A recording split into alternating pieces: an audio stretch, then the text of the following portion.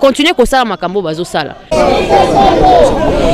Très chers téléspectateurs, toujours avec Channel Africa. Ici devant moi vous avez un jeune parce que Balobi combat Itali kaka papa te combat Itali batunyo so Itali pe ba jeune. Alors toute la jeunesse qui est appelée à relever le Congo de demain, nous sommes en face de cette jeunesse là. Ici présent, vous avez Eugène Ejiba qui va parler au nom de toute la jeunesse de la diaspora congolaise répandue ici aux États-Unis et pourquoi pas de partout dans le monde. Eugène, bonjour. Ah bonjour, c'est monsieur.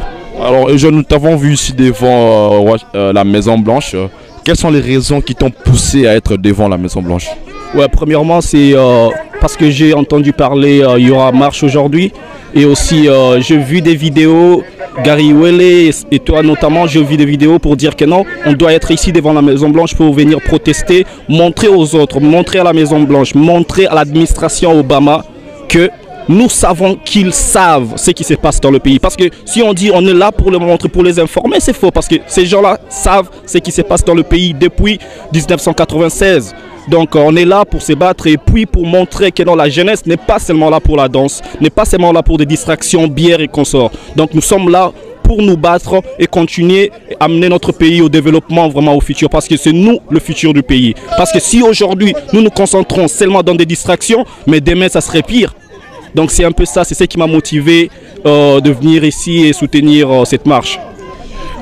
Merci Jeune. Et que penses-tu que cet apport de cette marche, parce qu'il n'y en a pas eu qu'aujourd'hui, il y a eu plusieurs marches, que penses-tu que cette marche peut apporter d'un plus? Ou bien quel est l'effet que cette marche a par rapport au combat et par rapport à la République démocratique du Congo? Je pense que la question est très bien posée et je pense que c'est simple. Cette marche a un message et le message serait passer dans des médias et consorts. Parce que si on pense très bien, si on essaie un peu de réfléchir et penser à ce qui s'est passé avant, c'est nous la diaspora qui avons commencé ça. On a lancé des messages et il y avait ceux qui étaient en train de nous insulter, dire que non, on n'a rien, le bilan des Congolais dans la diaspora est négatif. Mais c'est là, c'était vraiment marrant. Parce que là, c'était vraiment complètement fausse. Nous sommes là, le message que la diaspora a commencé à passer depuis 2006, depuis 2005 même, ça a commencé à Londres avec les combattants et c'est allé en Belgique, c'est allé en Afrique du Sud, c'est allé en France et aujourd'hui nous sommes là aux États-Unis et aussi au Canada, partout.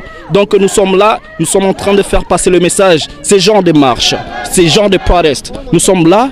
Quand nous lançons des messages, d'autres personnes qui pensaient que la jeunesse congolaise, d'autres personnes qui pensaient que le vieux Congolais dans la diaspora ne font rien, ils sont toujours là pour monnayer les artistes, musiciens, afin qu'on puisse dire des mabanga comme on le dit chez nous. Non, ils vont voir que non, la conscience est là.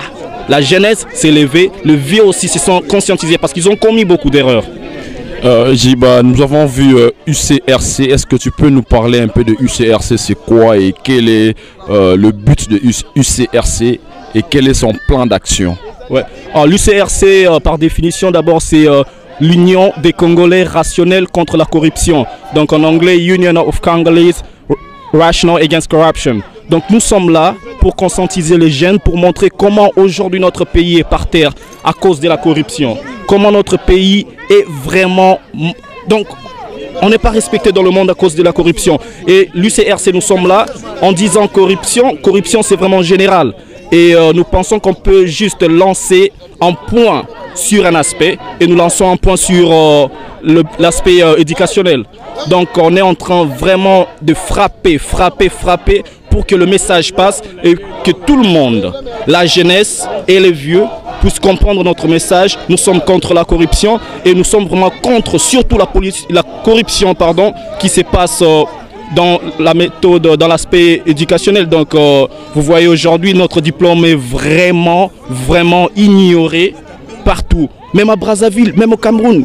Quand tu es diplômé, tu viens du Congo, mais on se moque de toi parce qu'on sait que tu l'as réussi à travers la corruption, tu vois.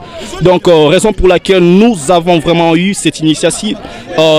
J'ai l'initiative et puis je suis en train de parler à d'autres étudiants, notamment mon frère aussi, Jochin est là, et je parlais avec lui. Il est vraiment conscient, il veut aussi qu'on puisse avancer, qu'on puisse combattre cette maladie congolaise, cette maladie vraiment qui est partout dans le monde d'ailleurs. Parce qu'ici aussi aux États-Unis, il y a de la corruption, mais quand on regarde chez nous, dans le pays, on voit au Congo vraiment, c'est comme ça, c'est visible, ça se voit. Personne ne peut avancer sans corruption dans notre pays. Personne ne peut rien faire sans corruption. À l'école, corruption. Au travail, corruption. Au marché, corruption. Mais où allons-nous?